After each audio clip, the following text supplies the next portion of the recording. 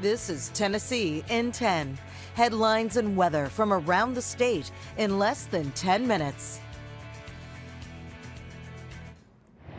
Good morning. I'm Amanda Hara at WSMV in Nashville. The big story that affects all of us across the state. Day 2 of the special session. Here's what's going to happen. Committees are going to start debating different proposals to improve public safety. Bills must go through committee 3 times. If a bill makes it through, it'll then go to the Senate and the House floors. If no bills pass committee, the special session could end today.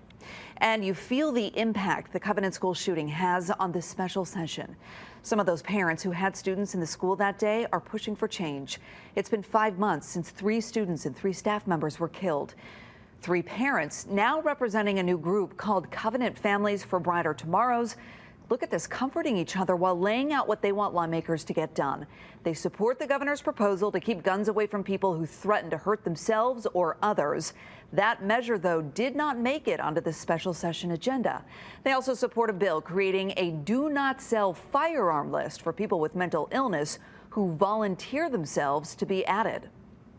While we humbly worked and we prayed all summer long with the hopes that substantial progress could be made this session, we also understand that you have to start somewhere.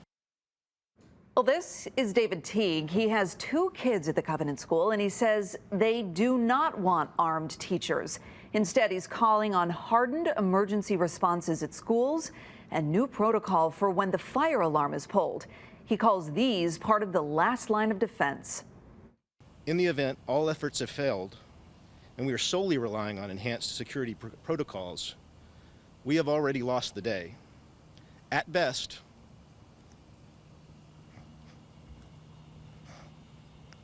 another group of children will have had their innocence and sense of security stolen from them. New statewide mental health services is a big part of what these parents want to see passed here this week. The special session is drawing people with all sorts of interests, including people who advocate for gun rights. Members of the group 10 of Free showed up on the Hill with a message. The group does not support laws that take guns from people before people commit a crime. They want the laws to stay how they are now. The adults in schools need to protect the children. That's their job. They are adults. They need to protect those kids. You can't count on somebody far away at the other end of a phone line to come and save you. Well, the group says teachers need to be armed and should be trained to protect kids. An alarming story is unfolding in Middle Tennessee after police found a woman's body inside of a man's car over the weekend. We now know more about the mother of 2 children who was found dead inside of that car. Police found the body after chasing Lance Miller through Wilson, Davidson, and Cheatham counties, and we're now learning the body belongs to Caitlin Ashley Lynch of Cincinnati. The mother was kidnapped in Cincinnati, then shot and killed. Police say the man who led them on that chase is now charged. It's heartbreaking. I mean, she's got 2 little girls, you know. I was watching a movie sitting in the picture window right there, and I heard 5 plus 2, 1, 2, 3, 4, 5, and then pop, pop at the end of it. Miller is now being held in jail in Tennessee. It is not clear, though, when he'll be extradited to Cincinnati. The kidnapping and killing are still both under investigation. If you're looking for a new job, new survey says Dollywood is one of the best places in the entire country to work. Of the more than 1,100 businesses ranked, Dollywood was the only one in East Tennessee to make the list. It's also the only theme park to get recognized. Dollywood officials say their family-like atmosphere combined with benefits and competitive pay make it a unique place to work.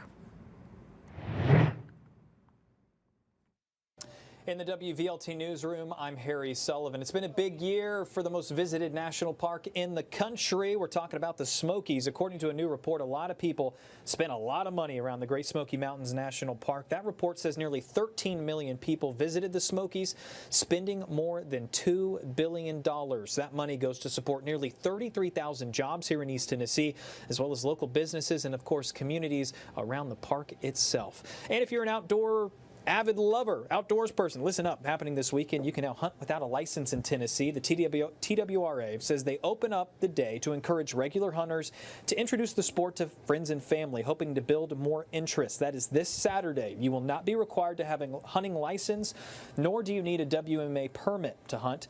You still need to ask permission, of course, if you're going to go on any private lands. Saturday also marks the start of squirrel season here in the Volunteer State. And check this out. Down in Chattanooga, the Tennessee Aquarium celebrating the addition of its first ever female river otter. This is 2-year-old Sunshine. Animal care specialists say she's a high-energy otter who likes to show off her swimming skills to visitors. They hope that Sunshine will eventually welcome some otter pups to the aquarium. In the meantime, if you're in Knoxville, head over to Zoo Knoxville. You can see many otters over at the Clayton Otter exhibit. And we are 11 days till it's football time in Tennessee. UT sharing some new details about some upcoming games. The designations. Champions Weekend will be during the South Carolina game, and Tennessee will honor VFL Eric Berry during the Texas A&M game. Homecoming still set for November 4th against UConn, and the Salute to Service game will be the UT Vanderbilt game at the end of the year. In the WVLT Newsroom, I'm Harry Sullivan. Those are some of your top stories in East Tennessee.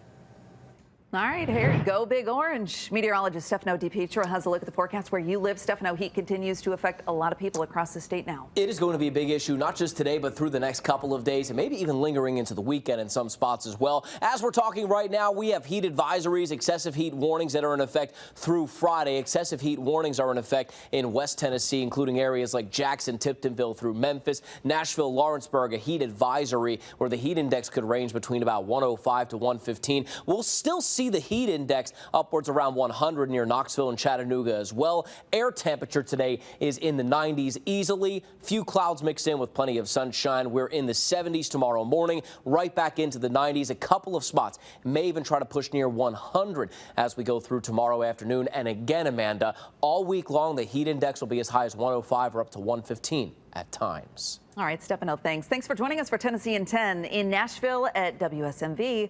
I'm Amanda Hera. Have a great day. This is Tennessee in 10.